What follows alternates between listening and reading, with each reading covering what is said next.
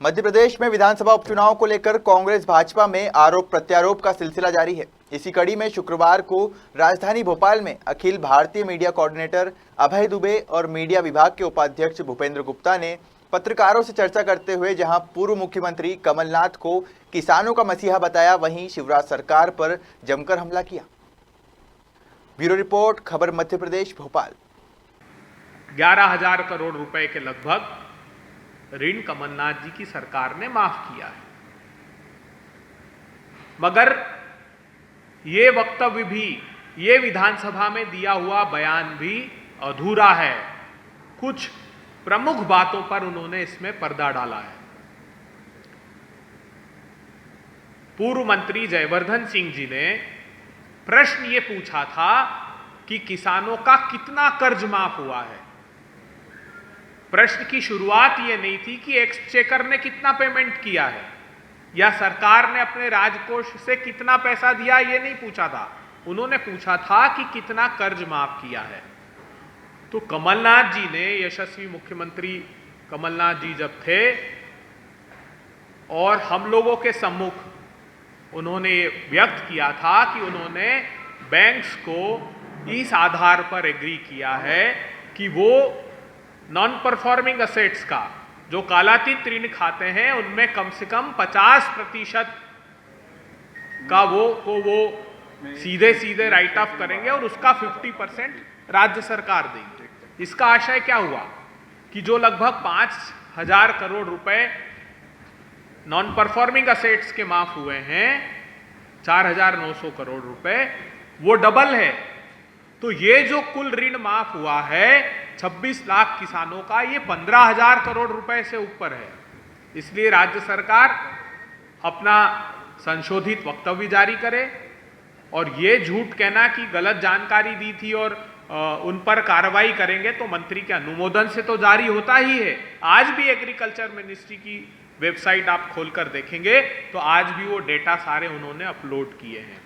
तो ये मुखौटा नहीं लगा सकते, नकाब ज्यादा दिन तक नहीं इनका टिक सकता।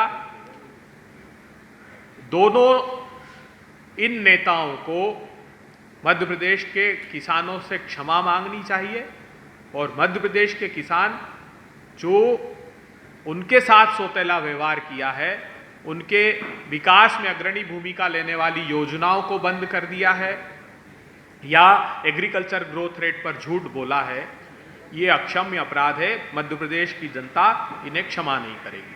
आप लोगों के कोई प्रश्न हो तो वो आमंत्रित।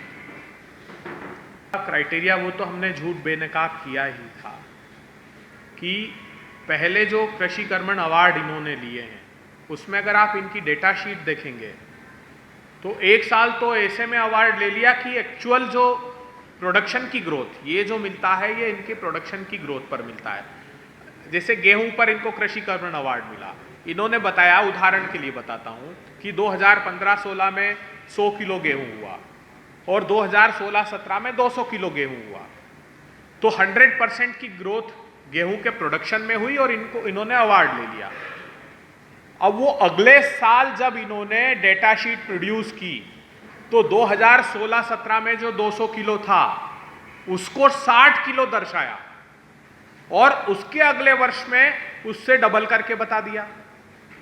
तो ये एक्चुअली इसको फ्रॉड कहें या इनका आर्ग्यूमेंट ये है कि वो जो फाइनल एनालिसिस आता है वो लगभग 2 साल लग जाते हैं। तो वास्तविकता तो वो नहीं थी जिस पर इन्होंने अवार्ड लिया। तो मुझे लगता है कि ये क्राइटेरिया भी बदलना चाहिए अवार्ड लेने का। बाकी राज्यों ने अपने एक्चुअल डेटा दिए, ये भी बता दूं, बाकी राज्यों ने जो डेटा शीट दी है उसमें उन्होंने एक्चुअल डेटा दिए हैं। अगर ये होता तो किसानों के सीने में गोलियां नहीं उतारना पड़ती, इतने किसान आत्महत्या नहीं कर रहे होते। इसलिए वो फूड ग्रेन स्पेसिफिक के प्रोडक्शन पर अवार्ड मिलता है, ग्रोथ रेट पर स्टेट की नहीं। रेखांकित किया था कि प्रदेश में 70% लोग लगभग कृषि क्षेत्र पर निर्भर हैं और उनकी प्रगति और तरक्की और समृद्धि के लिए ये आवश्यक है कि उनका न सिर्फ फसली ऋण 2 लाख रुपए तक का माफ किया जाए, उन्होंने 44 पैसे पर यूनिट, 44 पैसे, हिंदुस्तान की सबसे सस्ती श्रेणी की बिजली 44 पैसे प्रति यूनिट बिजली की दर कर दी। अनुसूचित जाति, अनुसूचित जनजाति के लघु और सीमांत किसानों को मुफ्त बिजली में देने का प्रावधान किया। उसका किसानों ने यह कंट्रीब्यूट किया कि प्रदेश की प्रगति में अग्रणी भूमिका ली और विकास दर को 7.1% करके दिखाया, जो लगातार पिछले शिवराज सरकार के 2 सालों में नेगेटिव ग्रोथ रेट थी, उसको उन्होंने तरक्की की राह पर मध्य प्रदेश को एक अग्रणी भूमिका दी। ओवरऑल जो जीएसडीपी है, जो स्टेट की ग्रोथ रेट है, वो भी कमलनाथ सरकार में 7.62 19-20 में आई है। ये आर्थिक सर्वेक्षण बता रहा है, जो शिवराज सिंह चौहान जी के सरकार में 18-19 में 5.77 थी। आर्थिक रूप से बदहाल करके मध्य प्रदेश को दिया गया था, ये हमने तब भी बताया। सरकार जब दूसरा सप्लीमेंट्री बजट लाई थी शिवराज सरकार जाते जाते, तब ये खुलासा हुआ था कि लगभग 10,000 करोड़ रुपए के पेमेंट्स रोके हैं, नहीं तो रेवेन्यू डेफिसिट स्टेट हो जाता। तब भी 137 करोड़ रुपए का रेवेन्यू सरप्लस उस समय था, जो कमलनाथ जी ने मध्य प्रदेश में आते ही 19-20 में हमने 732 करोड़ रुपए का रेवेन्यू सरप्लस कर दिया। इतना ही नहीं, मध्य प्रदेश की आय को भी, निवेश के अलावा भी, करों से जो इनकम मध्य प्रदेश को होती है, जिससे हम अंतिम पंक्ति में खड़े हुए लोगों को योजनागत तरीके से लाभ पहुंचा सकते हैं, उसमें भी उन्होंने काफी वृद्धि की, निकाला। इसलिए हम आप लोगों का आभार भी व्यक्त करते हैं। आप याद कीजिए, मध्य प्रदेश के मुख्यमंत्री शिवराज सिंह चौहान कालांतर से खुद को किसानों का सबसे बड़ा पुजारी बताते रहे। भाग्य विधाता, अन्नदाता, किसान को भगवान और खुद को पुजारी। ऐसा भोंगी और ढोगी पुजारी आजाद भारत के इतिहास में आज तक नहीं पैदा हुआ है। आप याद कीजिए, शिवराज सिंह चौहान हर भाषण में कहा करते थे कि मध्य प्रदेश की एग्रीकल्चर ग्रोथ रेट उन्होंने 17, 18, 19 में 24% तक कर दी।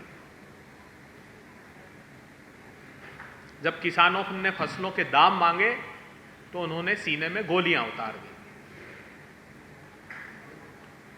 अब एक नेता की ही क्रूरता काफी नहीं थी कि करेला और नीम चढ़ा साथ हो गए। दूसरे कर्णधार बनने वाले ज्योतिरादित्य सिंधिया जी के आने के बाद करेला और नीम चढ़ा क्यों कह रहा हूं मैं? उसका विशेष कारण है कि ज्योतिरादित्य सिंधिया जी ने भारतीय जनता पार्टी ज्वाइन की,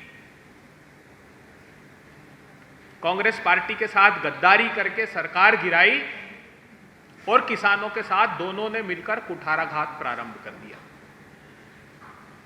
भारतीय जनता पार्टी की सरकार ने हाल ही में जो आर्थिक सर्वेक्षण विधानसभा में रखा है, उससे एक बहुत बड़ा खुलासा होता है कि समूचे हिंदुस्तान का कृषि क्षेत्र का सर्वश्रेष्ठ प्रदर्शन कमलनाथ जी की सरकार ने किया। ये उन्होंने सदन में स्वीकार किया। अर्थात पूरे देश में सर्वश्रेष्ठ मुख्यमंत्री के रूप में कमलनाथ जी उभरे, ये बात उन्होंने स्वीकार की। उन्होंने सदन में ये बताया कि एग्रीकल्चर ग्रोथ रेट क्रॉप्स की स्पेसिफिकली 2019-20 में 7.1% रही, 7.1%। और जो शिवराज सिंह चौहान 24% घोषित करते थे, इस आर्थिक सर्वेक्षण में लिखा है कि agriculture growth rate during 17-18 it was -0.2.2, negative growth rate थी 2.2% 17-18 में। 18-19 में नेगेटिव ग्रोथ रेट थी 2.6%, अर्थात जब वो 24% बता रहे थे तब वास्तव में किसान मध्य प्रदेश का त्राहिमाम कर रहा था, फांसी के फंदे को चूम रहा था।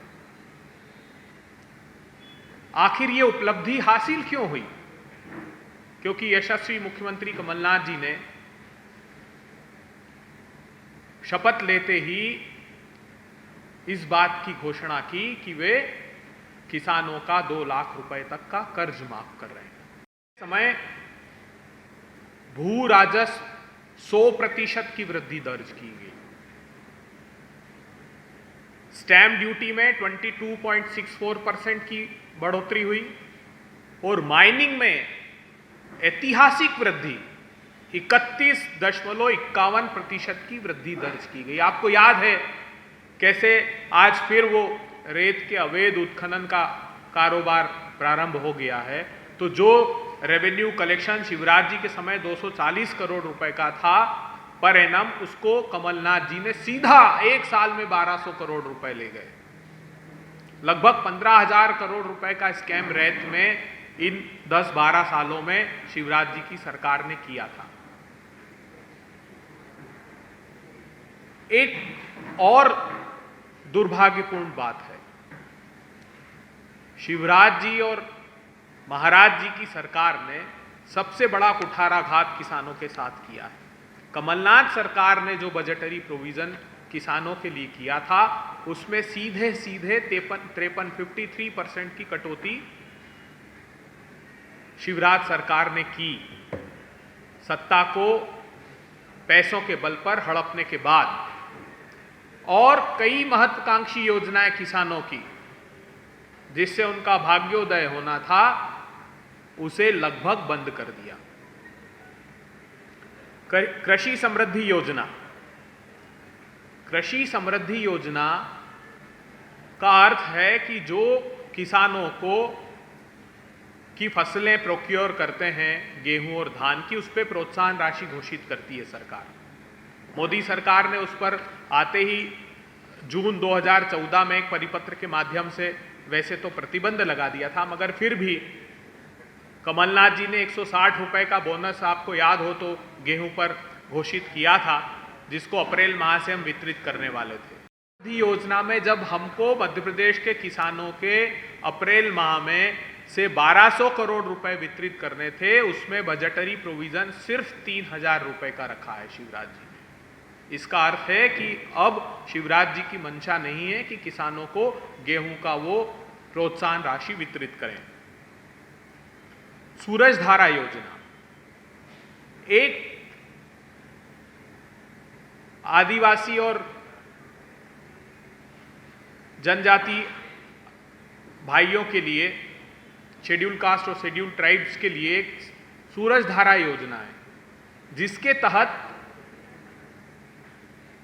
वो किसान जो इस जाति समुदाय के हैं उनके बीज के लिए 75% का योगदान राज्य सरकार करती थी।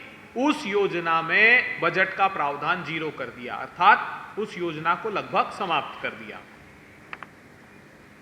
मध्य प्रदेश एक ऐसा राज्य है समूचे देश में, वैसे तो एग्रीकल्चर सेंसस में पूरे देश में महिलाओं की कृषि क्षेत्र में भागीदारी बहुत बड़ी है, लेकिन हम वो गौरवशाली प्रदेश हैं जिसमें 2011 से 16 के बीच हिंदुस्तान में सर्वाधिक भागीदारी महिलाओं की कृषि क्षेत्र में बढ़ी है। उसके बावजूद शिवराज जी और सिंधिया जी ने मिलकर महिलाओं के साथ कुठाराघात किया और कृषि में महिलाओं की भागीदारी योजना, जिसमें उनको उन्नत खेती के तरीके, नई टेक्नोलॉजी से उनको एक्वेंटेड कराना, संसाधन मुहैया कराना, इस योजना का बजटरी प्रोविजन भी 0 कर दिया। अर्थात महिलाओं ने जो अपनी इच्छा शक्ति से खेती में अग्रणी भूमिका ली थी, उसको भी समाप्त करने का मानस इन दोनों नेताओं ने बनाया है।